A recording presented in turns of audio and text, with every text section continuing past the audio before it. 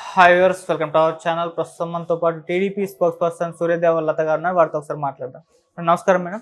నమస్తే మేడం, తిరుపతి లడ్డు కల్తీ వ్యవహారంలో జగన్మోహన్ రెడ్డి గారు కూడా ఏదో ఫేస్ చేద్దాం, దీన్ని కూటమి ప్రభుత్వం పైన కాస్త ఫైట్ చేద్దాం అన్నట్టుగా తిరుమల దీక్ష ఒకటి తీసుకుందామని ప్రయత్నించారు, తిరుమల వెళ్దామని ప్రయత్నించారు. కాకపోతే ఇప్పుడు ఆయన క్యాన్సిల్ అయిపోయింది. ఎందుకు అని అంటే డిక్లరేషన్ మీద ఆయన సంతకం పెట్టడానికి ఒప్పుకోలేదు. మరి ఎందుకు ఇటువంటి దీక్ష చేద్దామని అనుకున్నప్పుడు, ఫైట్ చేద్దాం అనుకున్నప్పుడు డిక్లరేషన్ మీద సంతకం పెట్టి వెళ్ళాలి కదా అని చెప్పేసి కూడా చర్చ జరుగుతుంది. మరి పెట్టకపోవడానికి గల కారణం ఏమై ఉంటుంది? మరి ఆయన ఈ దీక్ష పైన మీ ఒపీనియన్ ఏంటి మేడం? యాక్చువల్లీ అయితే ఎవరైనా ఒక పొలిటీషియన్ అనుకున్నప్పుడు అన్ని మతాలకి వాళ్ళకి గౌరవం ఇవ్వాలి, అందరి మనోభావాలు దృష్టిలో పెట్టుకోవాలి. సో నువ్వు నమ్మకం లేని వ్యక్తి నువ్వు రావాల్సిన అవసరం లేదు కదా. నిన్నెవరూ రమ్మని అక్కడ పిలవట్లేదు. నువ్వు రా వెంకటేశ్వర స్వామిని దర్శనం చేసుకోమని చెప్పి ఎవరు నిన్ను పిలవట్లే అక్కడికి. కానీ నువ్వెంతటి నువ్వే రావాలని, అంటే హిందువుల ఓట్ బ్యాంక్ కోసం నువ్వు రావాలని అనుకున్నావు. సరే, ఎప్పుడైతే అక్కడ డిక్లరేషన్ మీద సంతకం పెట్టాలి అని అన్నప్పుడు ఆయనకి రావటానికి అంటే ఏదో ఒక కారణాలు చెప్పి, ఫస్ట్ ఏమో నేను కింద నుంచి నడుస్తాను, కొండకి మెట్ల ద్వారా వెళ్తాను అని అన్నారు, మెట్లు ఎక్కి వెళ్తాను అని అన్నారు, అల్పిరి దగ్గర నుంచి పాదయాత్ర అన్నారు. కానీ అక్కడికి వచ్చిన తర్వాత తీరా అది లేదు. ఆ తర్వాత ఫస్ట్ ఏమో మెట్లు ఎక్కుతానని అన్నాడు, తర్వాత మెట్లు కథ నాకు కాళ్ళు బెనికింది, నేను మెట్లు ఎక్కలేను అని అన్నాడు. అవును, సరే, తర్వాత ఏమైంది, మెట్లు ఎక్కకుండా నేను నేరుగా డైరెక్ట్ వెళ్ళి దర్శనం చేసుకుంటాను అని అన్నాడు. సరే, ఏది ఏమైనా చేసుకో, నువ్వు దర్శనం చేసుకోవటం తప్పనము, దేవుడి దగ్గరికి ఎవరైనా వెళ్ళొచ్చు. కానీ అక్కడ ఎవరైనా సరే అన్య మతస్థులుగా ఉన్నవాళ్ళు, అంటే వేరే రిలీజన్కి సంబంధించిన వాళ్ళు ఎవరైనా సరే వచ్చినప్పుడు మేము వెంకటేశ్వర స్వామిని నమ్ముతున్నాము, ఆయన మీద మాకు భక్తి ఉంది అనే ఒక సంతకం అది పెట్టడానికి ఎందుకు నీకు అంటే, నువ్వు ఒక మత ఉమ్మాది ఇన్ని రోజులు ఏపీలో అలాగే అనిపిస్తుంది. అంటే ఒక మతానికి నువ్వు ఏదైతే నువ్వు నమ్ముకున్న నీ మతానికి దానికోసం నువ్వు తిరుమలనంతా కూడా అక్కడ జరగాల్సిన ఆచారాలే కానివ్వండి ఏది జరగనివ్వాల. ఎందుకంటే ఆచారాలు జరగనివ్వలేదని అనటానికి ఒక ముఖ్యమంత్రి హోదాలో ఉన్న వ్యక్తి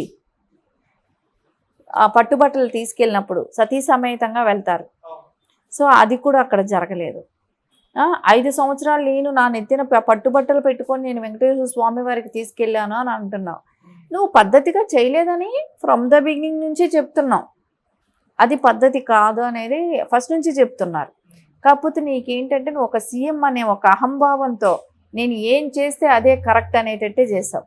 ఇంకోటి అక్కడ చూసాం మనం, దర్శనం చేసుకొచ్చిన తర్వాత కూర్చోపెట్టి ప్రసాదాలు ఇచ్చేటప్పుడు ఆయన పైన ఒక స్టూల్ మీద కూర్చుంటే పురోహితులు వాళ్ళందరూ కూడా కింద కూర్చోవాలన్నమాట ఆయనకి ప్రసాదాలు ఇవ్వటానికి.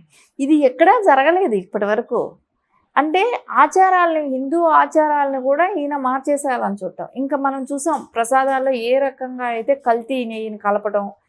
సో మద్య మాంసాలు అనేది పైకి తిరుమలలో నిషేధం, కానీ అలాంటి చోట దొరికేటట్టు చేయటం కానివ్వండి, అంత ఇష్టానుసారంగా అదేదో ప్రైవేట్ ప్రాపర్టీ లాగా ఆయన సొంత జాగీరలాగా చేసేసారు. అంటే ఇప్పుడు ఒక్కటి మనం ఆలోచించాలి, ఇప్పుడే సిట్ ఇది నడుస్తుంది ఎంక్వైరీలు, దీనిలో చాలా విషయాలు కూడా బయట వస్తాయి. అంటే ఒక లడ్డూలోనే కల్తీ జరిగిందా, మిగతా వాటిల్లో కూడా కల్తీలు జరిగాయా, స్వామివారికి ఉండాల్సిన బంగారం ఉందా లేదా, ఆయనకు ఉన్న నిధులన్నీ కూడా అలా ఉన్నాయా లేవా, ఇవన్నీ కూడా అయితే 5 ఏళ్ల క్రితం ఎంత ఉన్నది, వచ్చిన ఆదాయాలంతా వీళ్ళు ఏం చేశారు, ఇవన్నీ అయితే ప్రజలందరికీ తెలియాలి. ఇక్కడ గవర్నమెంట్కి తెలిసినా తెలియపోయినా కూడా అవసరం లేదు, హిందువులకు అందరికీ కూడా తెలియాల్సిన అవసరం ఉంది ఇక్కడ. సో ఇప్పుడు అంటున్నాడు, ఇది ఎవరో ఏ పొలిటీషియన్ చెప్పారో నాకైతే అంటున్నారు, అది వెళ్ళి కంప్లైంట్ ఇవ్వచ్చు కదా, ఎందుకు ప్రజలకు చెప్పడం ఎందుకు అని కూడా ఎక్కడో విన్నాను. సో దీనిలో తెలియాల్సింది ప్రజలకి, హిందువులకి తెలియాలి ఇది. సో కల్తీ జరిగిందనేది తెలియాలి. అది తెలియకపోతే ఎవరు, ఇది హిందువులకి తెలియాలి కదా. ప్రతిదీ కూడా తిరుమల తిరుపతి దేవస్థానంలో గతంలో అంతా కూడా ఇంత ఉంది, ఆయన సొమ్ము ఇంత ఉంది, ఆయన బంగారం ఇది అనేది మొత్తం తెలిసేది. సో ఇప్పుడు తెలియట్లేదు అది. సో అలాంటివన్నీ గతంలో తెలిసేది కాబట్టి ఇప్పుడు కూడా అదే తెలియాలని అంటాం. సో ఎప్పుడు కూడా చంద్రబాబు నాయుడు గారు దాచకుండా అది చెప్పటం అనేది కరెక్ట్ విషయం అయింది. సో ఇవి దాచి ఇది ఇట్లాంటి విషయాలు దాస్తే రేపు పొద్దున ఆయన మంచి చేస్తున్నాడు అనేది ఎలాంటి పని చేశాడు జగన్మోహన్ రెడ్డి ఈ 5 ఏళ్లలో అనేది ప్రజలకు తెలియాల్సిన అవసరం ఉంది కదా. ఇక్కడ భక్తితో వెళ్తున్నాం, సో అక్కడ అంతా కలుషితం అయిపోయింది అది. సో అది ప్రజలకు తెలియాల్సిన అవసరం ఉంది. అంటే ఒక ఆంధ్రప్రదేశ్కి సంబంధించింది కాదు టీటీడీ అనేది, హిందువులు అందరికీ సంబంధించింది. అందరూ మనోభావాలు దెబ్బతిన్నాయి. అన్ని రాష్ట్రాల నుంచి వస్తారు అక్కడ ప్రజలు. సో అందరికీ కూడా ఇలా కలుషితం జరిగింది అనేది బాధపడ్డారు. ఆయనకు ఓన్లీ ఆయన సంతకం మత ఉమ్మాది లాంటి వ్యక్తి, ఆయన సంతకం చేయడానికి ఆయనకి ఇష్టం లేదు. సో నా మతంలో నేను ఇంకొక దేవుణ్ణి నమ్మను, నేను నా దేవుణ్ణి నమ్ముతాను అనేది అంటే ఓపెన్గా చెప్పేశాడు, అడ్మిట్ అయిపోయినట్టే. ఏ రోజైతే చెప్పలేదా. ఇప్పుడు నారా చంద్రబాబు నాయుడు గారు వెళ్తారు, చర్చికి వెళ్తారు, మసీదుకి వెళ్తారు, హిందూ దేవాలయానికి వస్తారు. వాళ్ళు అలాంటి డిక్లరేషన్స్ ఉంటే తప్పకుండా ఆయన సంతకం పెడతారు వెళ్ళినప్పుడు వాళ్ళు అడిగితే. ఎందుకంటే ఇప్పుడు మసీదుకి వెళ్ళినప్పుడు టోపీ పెట్టుకుంటారు, సో అది పెట్టుకున్నారు కదా చాలాసార్లు. సో ఎప్పుడు అలా చేయకుండా లేరు కదా.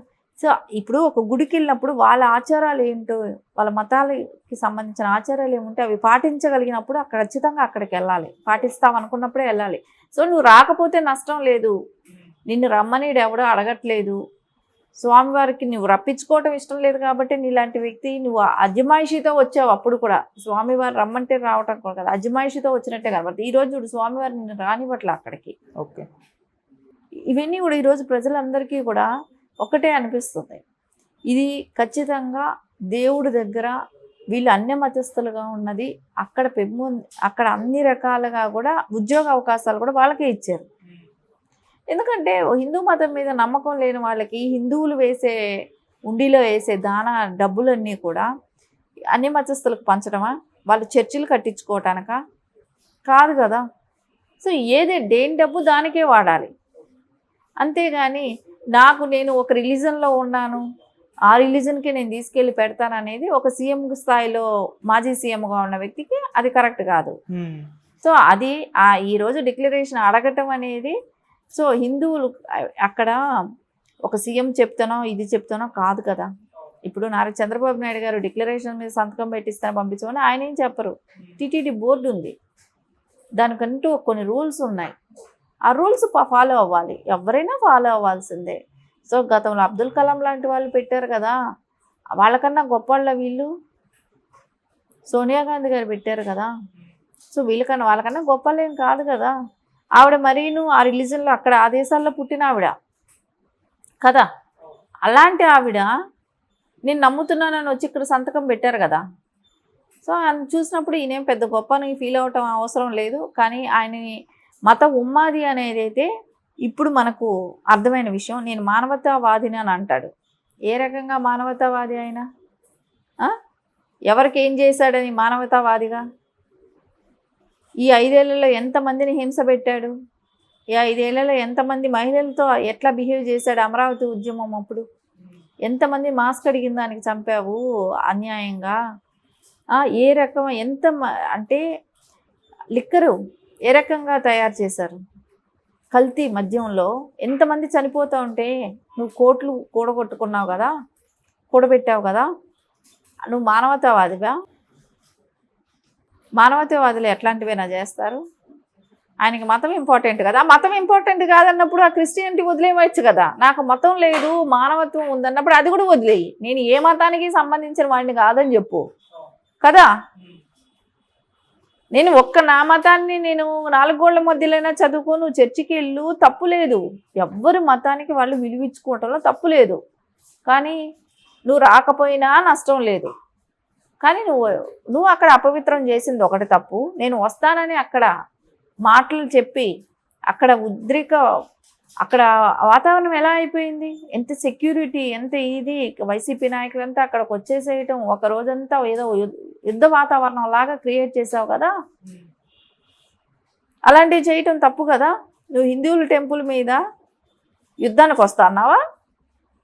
నీ బలం చూపెట్టుకోవటానికి వస్తున్నావా? బలగాలకు కాదు కదా, భక్తితో రావాలి అక్కడికి. బలం చూపెట్టుకోవాలి. నా వెనకాల ఎంతమంది ఉన్నారు అని చూపెట్టుకుంటే ఆ దేవుడు రానివ్వడు. దేవుడి ముందు నువ్వు ఎంత నథింగ్.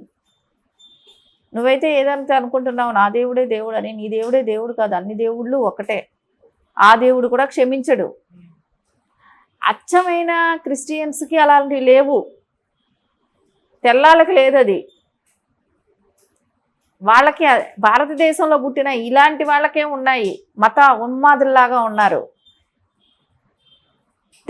అదే విదేశాల్లో ఉన్న తెల్ల వాళ్ళకి ఎవరికి అలాంటి పట్టింపులు లేవు. మీ ప్రసాదాలు తినమనో, మీ గుడికి రామనో, మీ వాళ్ళు వచ్చి చక్కగా డిక్లరేషన్ మీద సంతకం పెట్టమంటే పెడతారు, వచ్చి దర్శనం చేసుకొని వెళ్తున్నారు. అవును. వాళ్ళు హ్యాపీగా ఫీల్ అవుతున్నారు. వీళ్ళకి ఎందుకు ఈ బాధ అంటే, వీళ్ళు తాత ముత్తాతల దగ్గర నుంచి వీళ్ళేనా క్రిస్టియన్సా? వీళ్ళు ఎక్కడ పుట్టారు, ఎక్కడ పెరిగారు? హిందువులు. భారతదేశం ఇది ఎవరు పరిపాలించారు? ఎవరి దేశంలో ఉండి, ఎవరి దగ్గర ఉండి ఏం మాట్లాడుతున్నావు? మతాలను రెచ్చగొడుతున్నావు కదా. సో ఇవన్నీ ఇప్పుడు ప్రజలకు ఓపెన్గా తెలిసింది. సో రేపు పొద్దున ఆయనని ఏ పార్టీ కూడా ఆదరించదు, ఎందుకంటే ఇది మత ఉన్మాదం లాగా తయారయ్యాడు. బీజేపీ చేరనిస్తుంది అనుకుంటారా? బీజేపీ చేరనివ్వదు. కాంగ్రెస్ చేరనిస్తుంది అనుకుంటారా? కాంగ్రెస్ కూడా చేరనివ్వదు. ఎందుకంటే రాహుల్ గాంధీ గారు కానివ్వండి, సోనియా గాంధీ గారు కానివ్వండి, వీళ్ళందరూ సంతకం పెట్టి వెళ్ళారు. రాహుల్ గాంధీ పెట్టాల్సిన అవసరం లేదు, ఆయన హిందూ. సోనియా గాంధీ గారు పెట్టి వెళ్ళారు కదా.